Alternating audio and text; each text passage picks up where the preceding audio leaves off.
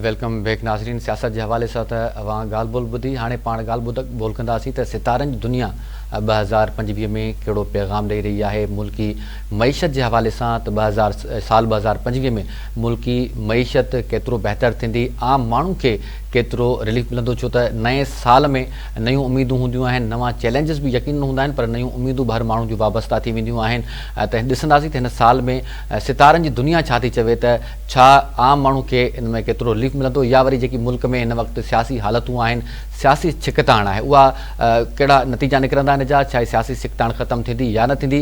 ऐं कुझु तासुर इहो बि डेवलप कयो पियो वञे त ॼण साल 2025 में के ॿीहर इलेक्शन्स थियण वञनि पियूं, उन ते बि ॻाल्हि ॿोल कंदासीं त छा थियण इलेक्शन्स 2025 में मुमकिन आहिनि या न आहिनि। ऐं ॿियो बानी PTI जे लाइ ही साल कीअं साबित थींदो, छा उनखे जेल मां रिहाई मिलंदी या न मिलंदी। गॾोगॾु हिन में पाण इहो बि ॻाल्हि ॿोल कंदासीं त ही साल ख़ुसूसन हिन मुल्क जे नौजवाननि जे लाइ कीअं साबित थींदो, बिज़नेस जे हवाले सां, एजुकेशन जे हवाले सां, छो त पाण ॾिठो साल 2024 में खोड़ सारा नौजवान पढ़े विया, एजुकेशन जे हवाले सां बि, गॾोगॾु रोज़गार जे हवाले सां। साल 2025 आहे उहो नौजवाननि जे लाइ ख़ुसूसी तौरु हिन मुल्क जे नौजवाननि लाइ कीअं साबित थींदो, उन ते पाण ॻाल्हि ॿोल कंदासीं। असां सां वीडियो लिंक ते हिन वक़्तु मौजूदु आहिनि एस्ट्रोलॉजिस्ट आहिनि ऐं गॾोगॾु टेरो कार्ड एक्सपर्ट आहिनि उस्ना शाह सां वीडियो लिंक ते मौजूदु आहिनि। उनसां अस्सलाम वालेकुम। वालेकुम अस्सलाम, happy new year. Thank you so much. अवां खे बि नए साल जूं वाधायूं हुजनि। उनसां नओं साल अची वियो आहे, नए साल में माण्हुनि जूं नयूं होप्स आहिनि। सो अवां खां ॼाण चाहींदासीं त ही साल 2025 आहे, सितारनि जी दुनिया कहिड़ो पैगाम ॾे पई हिन साल। जी 2025 जी जेका एनर्जी आहे, अगर तव्हां न्यूमरोलॉजी सां कैलकुलेट कयूं त 2 + 2 + 5 = 9 नंबर। 9 नंबर ठहे थो इन साल जो, ऐं इनखे सयारा मरीख़ चइबो आहे, मार्स प्लैनेट इनखे रिप्रेज़ेंट कंदो आहे। ऐं इहो जेको प्लैनेट आहे उहो काफ़ी अग्रेसिव हूंदो आहे, एक्टिविटी ओरिएंटेड हूंदो आहे, एक्शन ओरिएंटेड हूंदो आहे। यानी कि जेको असां कुछ टाइम खां असां पंहिंजी ज़िंदगी सां रिलेटेड जेके भी प्लान ठाहिया हुआ कि असां पंहिंजे बिज़नेस में हीअं कंदासीं, या को नयो बिज़नेस स्टार्ट कंदासीं, या जॉब में असां अॻियां ग्रो कंदासीं, या स्टडीज़ जे हवाले सां, ट्रैवल जे हवाले सां, या रिलेशनशिप या शादी जा जेके भी मामलात असां प्लान कया हुआ ऐं उहे करे न सघियासीं, त 2025 जेको आहे इहो साल आहे एक्शन खणण जो ऐं वठण जो। ऐं एक्शन तव्हां सिर्फ़ सोचो न, प्लान न कयो, बल्कि कम कुछ करे ॾेखारियो। त आउं सम्झां थी कि इहो साल जेको आहे इलाही सुठो रहंदो पाकिस्तान जे लिहाज़ सां। इकोनॉमी पाकिस्तान जी थोड़ी बेहतर थींदी, पर कुछ आउट ऑफ द वे त न थींदी न, हाई असां चवंदासीं ऐं इलाही कोई हाई होप्स मां तव्हांखे ॾींदसि कि अमेज़िंग थी वेंदो। पर इहो आहे कि अगर कुछ चंद साल में जेका इहा अनस्टेबिलिटी रही आहे पाकिस्तान जी मईशत में, उन में कुछ हालात बेहतर थींदा।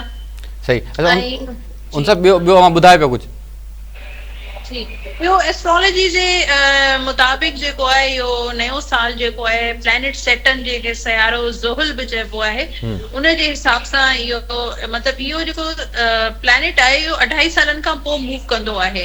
ऐं 2025 में पोइ मूव कयो आहे इन सेटन प्लैनेट, त वॾियूं तब्दीलियूं थींदियूं पॉलिटिकली लिहाज़ सां बि, ऐं सियासी हवाले सां बि, ऐं मईशत जे हवाले सां बि, गवर्नमेंट लेवल ते बि, ऐं इंसान असां पंहिंजूं जेके पर्सनल लाइफ खे बि ॾिसूं त सेकेंड हाफ जेको हूंदो 2025 जो शादी जो साल हूंदो। घणियूं शादियूं ॾिसंदा कि जेके शादियूं न थियूं आहिनि, जंहिं न्याणियुनि जूं या छोकिरनि जूं लेट मैरिजिस जे हवाले सां जेके वेट कनि पिया, त उहे उन्हनि लाइ गुड न्यूज़ आहे कि उन्हनि जूं शादियूं सेकेंड हाफ यानी कि 6 महीननि खां पोइ जून ऑनवर्ड्स हुननि जी जेके ब्लॉक लॻा पिया हुआ, बंदिश हुई, शादी न पई थी सघे, परेशान हुआ, उन्हनि जी परेशानियूं इंशाल्लाह उहे घटि थींदियूं इंशाल्लाह। उन सां मुल्की सियासत जे हवाले सां बि अवां खां ॼाण चाहींदासीं। हर माण्हू कंसर्न आहे इन वक़्तु PTI ऐं हुकूमत जे विच में जेको आहे छिकताण वारी सूरत हाल आहे, निगोसिएशन जी तरफ़ वञनि त पिया,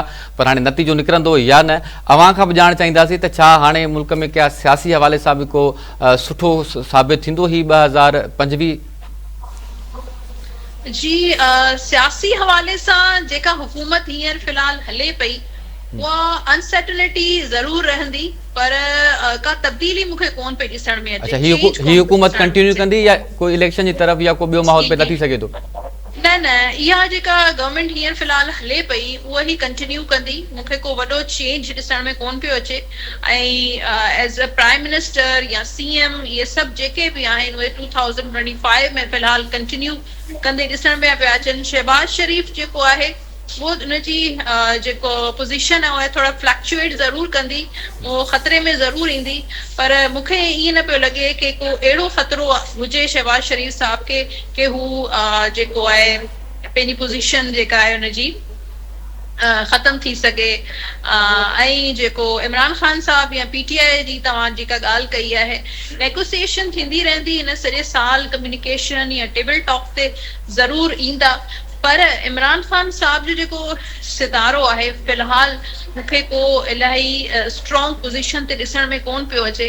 त जेका पोज़ीशन हींअर कुझु टाइम खां आहे, ब्लॉक सिचुएशन आहे इमरान ख़ान साहब लाइ, त हा एयर ऑफ एंड यानी 2025 जे एंड में का हालात में तब्दीली थी सघे थी ऐं इमरान ख़ान साहब खे को रिलीफ मिली सघे थो, पर को जल्दी नियर फ्यूचर में मूंखे का अहिड़ी सिचुएशन ठहंदी ॾिसण में कोन पई अचे। मतलब अव्हांखे न पियो लॻे त 2025 जे अंदरि जेको बानी PTI आहे उनखे का आज़ादी मिली सघे थी?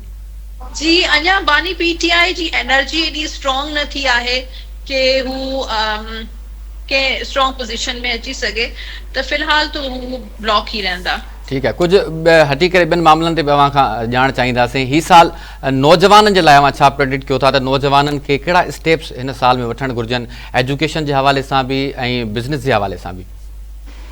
बिज़नेस जेको हिन साल जेके करियर सोशल मीडिया IT सां रिलेटेड इलाही ग्रोथ पे ॾिसण में अचे।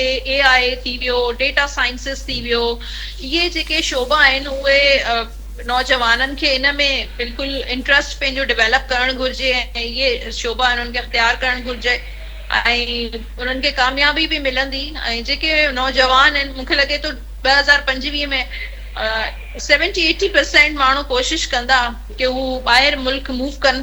उहो इंट्रस्ट मूंखे रुझान जेको आहे उहो वधंदो पियो वञे ऐं स्टडीज़ लाइ कोशिश कंदा कि या करियर जे लाइ कोशिश कंदा कि पाकिस्तान खां मूव कनि। पर हिन जेको 2025 जो जेको ज़बरदस्त जेको बिज़नेस आहे वो रियल एस्टेट जो बिज़नेस इलाही कामयाब थींदो।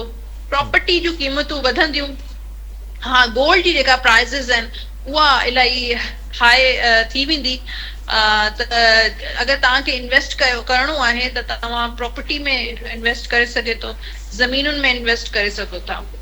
ठीकु आहे, उनसां वॾी महिरबानी। अव्हां इन्हनि हवाले सां पंहिंजी प्रेडिक्शन्स असांजे साम्हूं रखियूं, असांजे नाज़रीन जे साम्हूं रखियूं। नाज़रीन, एस्ट्रोलॉजिस्ट ऐं टेरो कार्ड एक्सपर्ट उसना शाह जूं अव्हां ॻाल्हियूं ॿुधियूं। यकीनन हुननि इलाही होपफुल आहिनि त हीउ साल जेको आहे उहो मुल्क लाइ इलाही बहितर साबित थींदो, पर उन्हनि खे जेको बानी PTI आहे उनजी आज़ादी साल 2025 में मुमकिन नज़र न पई अचे ऐं गॾोगॾु हिन साल जेको आहे नौजवान जेके आहिनि उन्हनि जे लाइ बहितर साबित थींदो ऐं नौजवान बिज़नेस जी तरफ़ बि लाड़ो करे सघनि था, उन्हनि जे लाइ इलाही साल काराइतो आहे। नाज़रीन, प्रोग्राम में वक़्तु पहुतो पुॼाणे थी इजाज़त लाने।